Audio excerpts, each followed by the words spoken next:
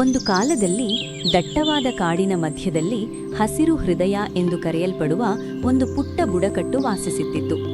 ಈ ಬುಡಕಟ್ಟಿನ ಪ್ರತಿಯೊಬ್ಬರೂ ಪ್ರಕೃತಿಯೊಂದಿಗೆ ಆಳವಾದ ಸಂಪರ್ಕವನ್ನು ಹೊಂದಿದ್ದರು.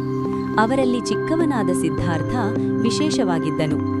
ಅವನಿಗೆ ಕೇವಲ 10 ವರ್ಷ, ಆದರೆ ಕಾಡಿನ ಬಗ್ಗೆ ಅವನಿಗೆ ಅಸಾಧಾರಣ ಜ್ಞಾನವಿತ್ತು.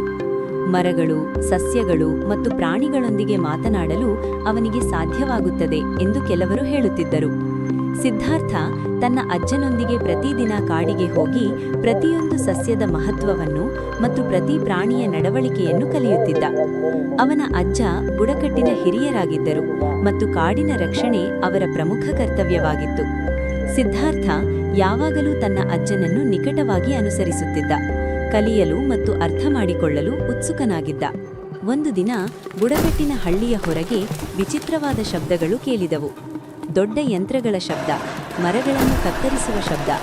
ಗ್ರಾಮಸ್ಥರು ಭಯಭೀತರಾದರು, ಏಕೆಂದರೆ ಅವರು ಅಂತಹ ಶಬ್ದವನ್ನು ಎಂದಿಗೂ ಕೇಳಿರಲಿಲ್ಲ. ಸಿದ್ಧಾರ್ಥ ಮತ್ತು ಅವನ ಅಜ್ಜ ಶಬ್ದದ ಮೂಲವನ್ನು ಹುಡುಕಲು ಹೋದರು. ಅವರು ನೋಡಿದ ದೃಶ್ಯ ಅವರಿಗೆ ಆಘಾತ ನೀಡಿತು. ಹೊರಗಿನ ಪ್ರಪಂಚದ ಜನರು ದೊಡ್ಡ ಯಂತ್ರಗಳೊಂದಿಗೆ ಕಾಡಿನ ಮರಗಳನ್ನು ಕಡಿಯುತ್ತಿದ್ದರು.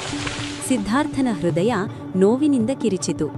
ನಾವು ನಮ್ಮ ಕಾಡನ್ನು ಉಳಿಸಬೇಕು ಎಂದು ಅವನು ಹೇಳಿದ. ಸಿದ್ಧಾರ್ಥನ ಅಜ್ಜ ಮತ್ತು ಇತರ ಗ್ರಾಮಸ್ಥರು ಕಾಡನ್ನು ರಕ್ಷಿಸಲು ಪ್ರಯತ್ನಿಸಿದರು, ಆದರೆ ಹೊರಗಿನ ಜನರು ಅವರ ಮಾತು ಕೇಳಿಲ್ಲ. ಅವರು ಕಾಡನ್ನು ತಮ್ಮ ಆಸ್ತಿ ಎಂದು ಭಾವಿಸಿದ್ದರು ಮತ್ತು ಹಣಕ್ಕಾಗಿ ಅದನ್ನು ನಾಶ ಮಾಡಲು ಸಿದ್ಧರಾಗಿದ್ದರು.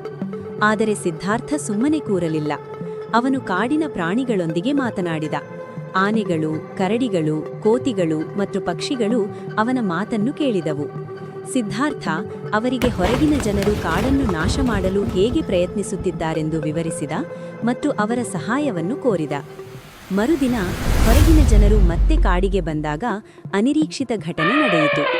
ಆನೆಗಳು ಅಡೆತಡೆಗಳನ್ನು ಸೃಷ್ಟಿಸಿದವು, ಕರಡಿಗಳು ಅವರ ಹಾದಿಯನ್ನು ತಡೆದವು, ಕೋತಿಗಳು ಅವರ ಉಪಕರಣಗಳನ್ನು ಹಿಡಿದುಕೊಂಡವು ಮತ್ತು ಪಕ್ಷಿಗಳು ಅವರ ಮೇಲೆ ಗಲಾಟೆ ಮಾಡಿದವು. ಕಾಡು ಸಿದ್ಧಾರ್ಥನ ಕರೆಗೆ ಸ್ಪಂದಿಸಿತ್ತು. ಹೊರಗಿನ ಜನರು ಗೊಂದಲಕ್ಕೊಳಗಾದರು ಮತ್ತು ಭಯಭೀತರಾದರು. ಅವರು ಅಂತಹದನ್ನು ಎಂದಿಗೂ ನೋಡಿರಲಿಲ್ಲ.